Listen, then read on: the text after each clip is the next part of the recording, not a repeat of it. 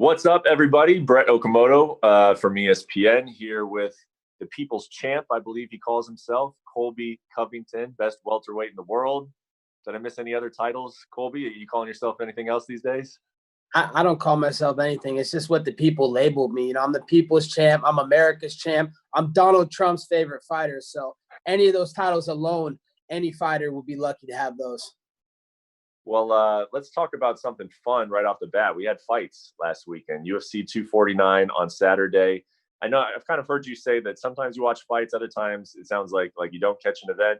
This one was kind of a big deal, first event in 8 weeks, seeing how the UFC could pull this off amidst everything that's going on. Did you watch UFC 249? To be honest, I didn't pay attention. It was a good night. It was a good night of fights. Justin Gaethje had a standout performance. Henry Cejudo won, announced his retirement. Francis Ngannou, 22nd knockout. It was a fun night of fights, man. No interest though from you, huh? You got better things to do? Yeah, I got better things to do. I'm working on my cardio, and it is quarantine. So, I'm in training camp, getting ready for my next fight, whenever it may be. So, I had other things that piqued my interest. No crowd in the building. It's just there's no excitement behind it. So, hey, that's a deviation from I feel like something that you've said in the past. Though you said you would be willing to go out and fight in front of no fans because you want to give people at home something to watch from. Have you changed your mind at all over the last month on that? No, I haven't changed my mind. That's different. When we're talking about the Colby Covington business, then that's a whole different business than watching some of these other guys fight. I have no reason to watch Bilbo Baggins. He needs to go back to the Shire. And, also Justin Gaethje, another guy who, I have no interest in watching. He's a little lightweight. If I wanted to watch lightweights, I'd go turn on, BJ Penn beating up some dude in the street fights. How about everybody was excited to have fights back, but a lot of the focus also was, on the protocols and the precautions, and can they do this safely under everything that's going on? As an athlete who, I'm sure you want to fight, were you paying attention to any of that, like sort of any of the stuff that was going on, seeing if you would feel comfortable, getting into a fight week under these circumstances? No, I wasn't paying attention to that, but, my stance remains the same that it was in the beginning.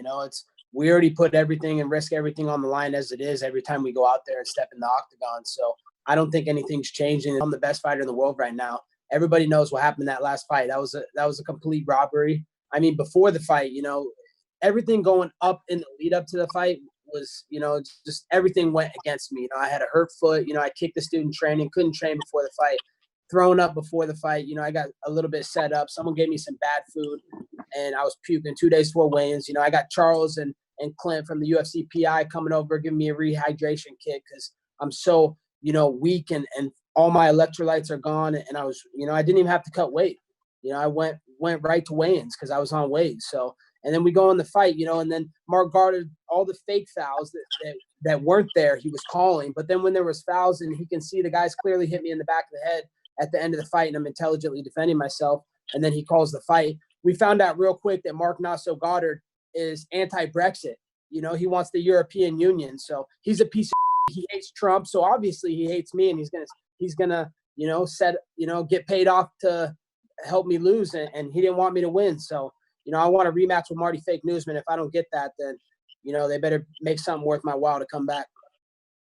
Yeah, and you're very direct and clear in what you just said. But I do want to ask you, because Colby, people know that you have a tendency to turn some of your comments up to a higher volume for the attention. You've acknowledged that a little bit, but a lot of what you say you mean too. So I really want to get to the bottom of it. Do you feel that Marc Goddard completely cost you that fight? Do you truly feel like he was in there against you, that you had two guys in the octagon that you were actually facing that night? 100%. There was two guys I was fighting in the octagon that night. It's clear as day, Brad. Go watch the fight, man. It's clear as day that I'm winning the fight. 24 minutes of that fight is my fight. I mean, the fake nut shot, the fake eye poke. He's faking and selling on the opposite eye. I mean, come on, dude. We're fighters, dude. I got poked in the eye too in the fight, and I didn't take no breaks. And even Mark acknowledged it in the fight. He's like, no more breaks. So he even knew that he gave breaks and he shouldn't have given those breaks. And then the back of the head strikes, nobody's talking about the back of the head strikes at the end of the fight. I mean, I watched a Lesnar Frank Mir fight the other day. He throws one back of the head strike when he was in side guard, and they call a point and they stand him back up. dude, I got 5 hits clearly. I got 5 shots clearly to the back of my head, and I was intelligently defending. And then you're calling a stop to the fight in a world championship fight in the last 45 seconds of the fight when you don't know the outcome because the judges, you don't know how they scored the fight. I obviously clearly was competitive in every single round, and I think I won 1, 2, and 4, and most of the people thought I won 1, 2, and 4. So even the judges had it. One judge had me up 3-1. So, it's just, guys need to be held accountable, and he wasn't held accountable, and we found out that he's anti-Brexit. He hates Trump, so obviously he conspired against me, and I want a level playing field, Brett. That's all I ask for. I don't look for comments to say anything for attention. I'm just being myself and turning it up a little bit. If people have a problem with that, they don't pay my bills. They don't pay my mortgage. All I want is a level and fair field, a playing field. And that's all I want, Brett. Is that something that you can ensure in this sport? Like, I guess when you go into your next fight, what do you do? What kind of recourse do you have to make sure that you have a referee that you're comfortable with? I mean, is there a route to that? Yeah, actually there is a route to that because I seen before the fight with Marty, for the world title fight, they sent me an email and it was like, hey, they sent me like a list of refs' names and they're like, are you cool with all these guys? And I didn't know any of the guys at the time because I don't think I'd ever been ref by them. I've been ref by Herb Dean, Keith Peterson, a couple others, but I didn't see the list they sent me. So right away I was like, man, that's weird. I don't really know any of those guys, but I don't have a problem with them because I've never had any issues with them before. So I didn't say like, hey, I don't want this ref. But come to find out, like hearing after the fight, knowing about Marc Goddard, like knowing he's anti-Brexit, knowing he hates Trump, knowing he's a liberal, knowing that he's from London, the UK, and obviously I've had some spats with, Mike Bisping and Daryl the Doughboy Till. So, of course he wants me to lose, and of course he's gonna do everything in his referee's power to have an outcome in the fight, and that's exactly what he did. He gave Marty Fake Newsman life rafts, Brett. I don't care what you say. When I kicked him in the liver, Marty was ready to quit in that fight. He was folding up like a lawn chair against the cage, and I was implementing my will and my pressure, and he was going to break. He wasn't ready for that. That's what you call dragon energy. So, it sucks that guys aren't held accountable, and no one's talking about how big of a piece of he is and how much of a difference that this guy just made in my life. I mean, this guy, he's deciding the fate and the outcome of my paycheck and my living, and that's not fair, Brett. Could you put a dollar amount on it? If you had to really say what you think Marc Goddard, in your opinion, cost you with his decision, what would you say? I would say in between 10 to 20 million. Wow. Easily. So moving forward, you're going to be cognizant of who's officiating your fight. When are we moving forward? You were on ESPN, YouTube about a month ago with Ariel, and you had said, at that point, you were looking for a fight with Tyron Woodley. You want your rematch, obviously, but the other fight that you would take was Tyron Woodley. It seems like he's moving on now. He tweeted May 23rd, Gilbert Burns. It seems like that's going to be a go. So where does that leave you, Colby? Yeah, I'm hungry to compete again, Brett. Before I feel like I was playing with everybody. I wasn't taking, this business serious and taking my fight serious. Now I'm serious again. Now I've been in the gym every single day since my last fight. Now I have a chip on my shoulder. Now I have something to prove, and I'm going to come back with a vengeance. And I'm ready to come back any day, Brett. As you've seen, I came out tweeting that I was willing to fight Tyron Woodley on 6 days' notice, and I held true to that. I was ready to go. I told the UFC I was ready to fight. I thought I was fighting. But, they were able to make the fight with Gagey and Tony, so they didn't need me as their main event. They told me that they were going to schedule me for a later date, sometime in June or July, and fighting Woodley. Don't know what happened. I know that Woodley was refusing to fight me, and I guess he's looking for easier fights with some guy named Dilbert. I don't even know what a Dilbert is, but, I mean, no one knows what that is. But, yeah, whatever. He's going to move on. So now it only makes sense that I want my rematch with Marty Fake Newsman or a fight with Street Judas Masvidal. I mean, there's no two other choices to make right now for me, than those two fights. And if I don't get those fights, then I'll just keep waiting, keep training. Every day that goes by, Brett, it's only getting worse for my competition. I promise you that. I get better every single day I wake up. As far as the fight with Woodley comes together, I mean, he actually put it out there on Twitter. He said that he said basically that you need $1 million to fight him and $80,000 to fight anybody else. And you have been very clear saying that we can't believe anything that Tyron says, but Can you pull the curtain back a little bit on this? Did this fight not come together because of negotiating things? Did it come together because Tyron didn't want to fight you? Tell us why this fight didn't come together, and did money play a part in it? No, money had no issue. We were very close to terms, and we were going to make it happen. But you can't believe anything Tyron Woodley says. He also came out, Brett, and said he's going to fight 3 times in 3 weeks on these Jacksonville cards. You really believe that? The guy hasn't fought 3 times in 4 years. How's he going to fight 3 times in 3 weeks? So the guy's full of fake news. I mean, that's why he's the CNN of the UFC. He refused to fight me, plain and simple. He's looking for easier paychecks, and that's that. It wasn't a money issue. We were very close on money with the UFC, and I just heard that he was willing to pick some guy no one's ever heard of named Dilbert. I don't even know what that is. Okay, so now you want your rematch with Usman. I talked to Usman maybe a couple weeks ago, and he said that he's fighting Jorge 100%. He said 100% that is his next fight. And then about a week later, I talked to Dana White, and he said, we might have something else in the works for Jorge. So do you have any insight onto this? Tell me what's happening in the welterweight division. Man, that I wish I had insight, Brett. That's your job. You're the reporter. You're the guy that's supposed to go out there and find the tough news and break the tough news. I don't know. That's what I'm doing. I'm asking one of the players in the division. Tell me what's going on. Hey, this player in the division is saying he's ready to fight tomorrow. Anybody can get it. I want to prove that I'm the best welterweight in the world. I know I'm the best welterweight in the world right now. So anybody can get it, especially Marty fake newsman or Street Judas. So, whenever they're ready to go, man, I'm just waiting on those guys.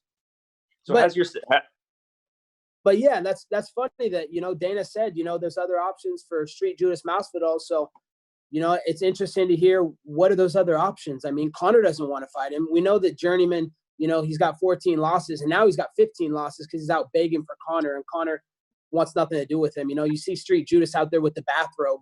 Cool gimmick, bro. You got a bathrobe on. I mean, he's been upside down triangle by Toby Yamada. I mean, he got beat up by Luis Palomino. I mean, he's been beat up every way possible, Brett. He's been knocked out. He's been choked out. Back in high school, he dropped out. And guess what? When he used to live me, I kicked him off my couch, out my house.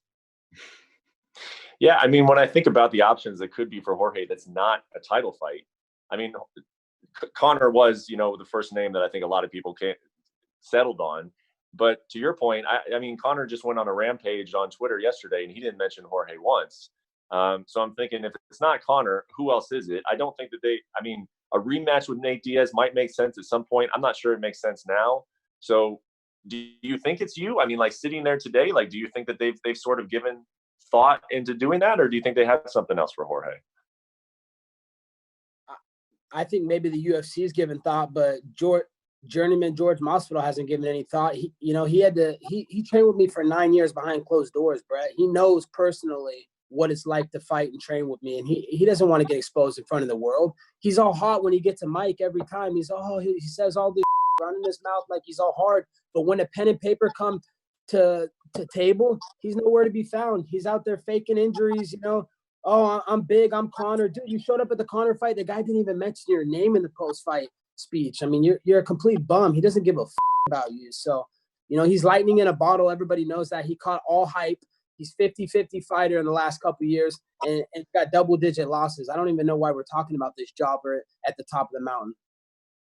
So you are ready to go, you say, and the UFC, I have to believe, is going to need fights. I mean, they haven't announced officially any event past May 16th, but I think that they're trying to get some logistics in place, maybe bring it back to Vegas. And once they get back to Vegas, they want to get going. They want cards every weekend, which means they're going to need fighters. So I just, sitting here on the outside, I'm thinking if the UFC needs fights and Colby's ready to go, we'll see him pretty soon. Are you pretty much open to anything that they offer you? Like, is that what you're saying? Like they call me, I'm taking the first fight they give me, or what exactly do you want? What needs to happen for us to see you sometime this summer? Come on, bro. You know the answer to that, bro. I've done everything there is to do in this sport, man. I'm the only fighter to ever go to the White House and hang out with the sitting president. That no one's going to ever do that again. Another thing George lied about, saying he was going to go to the president's office, but that's a whole other story in itself. I'm not fighting anybody, man. I'm America's champ. I'm the people's champ. I'm Donald Trump's favorite fighter. I fight for the troops. I fight for the Trumps. I fight for America. But, I'm defending America's will and our spirit can't be broken. And I want my rematch with Marty Fake Newsman. You know, I was willing to fight Tyron Woodley because he's washed up, and you know, I'm just sick of hearing from the guy. I just want that guy to be muted and end forever. So I was willing to end his career, you know, on Fight Island, throw him to the Sharks. We never hear from him again. You know, I'm willing to beat my ex-best friend, you know, Jorge Masvidal. You know, he's another guy. But, you know, besides those three, you know, if it's not like a huge name and money fight, I'm not wasting my time. I've already made plenty of money in this business, you know. But, you know, I know how I want a fair shake at a world title fight. And I didn't get a fair shake. So I already won a world title in the past. So now I'm looking to get my second and win another one, the Power Ranger belt. So one of the final questions I have for you, and I appreciate the answers that you've already given. Keep in mind, I guess, that it's not exactly a family show, but it's a little bit of a family show. Your cardio, I am interested in how you're able to keep your cardio up under these circumstances, because, you know, we just had a fight at UFC 249. Guys are talking about different ways that they train for camps. It's a little bit more challenging than in a normal world. And one of the things you do so well is you outpace guys. So how are you going to make sure that you still have that under the training circumstances as they are? Everybody knows I just work harder than everybody. You know, I put more hours in the gym.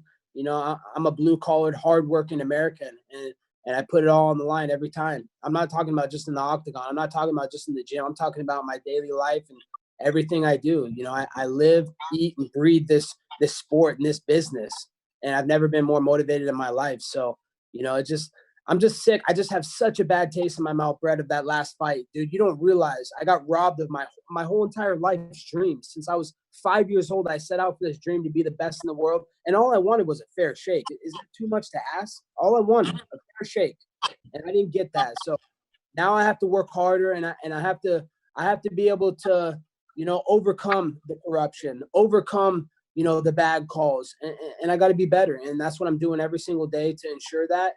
And I promise you, the best is yet to come for Colby Chaos Covington. All right, we'll leave on this. Give me a guess. Colby Covington fights who, where, and when? Give me one guess as of today.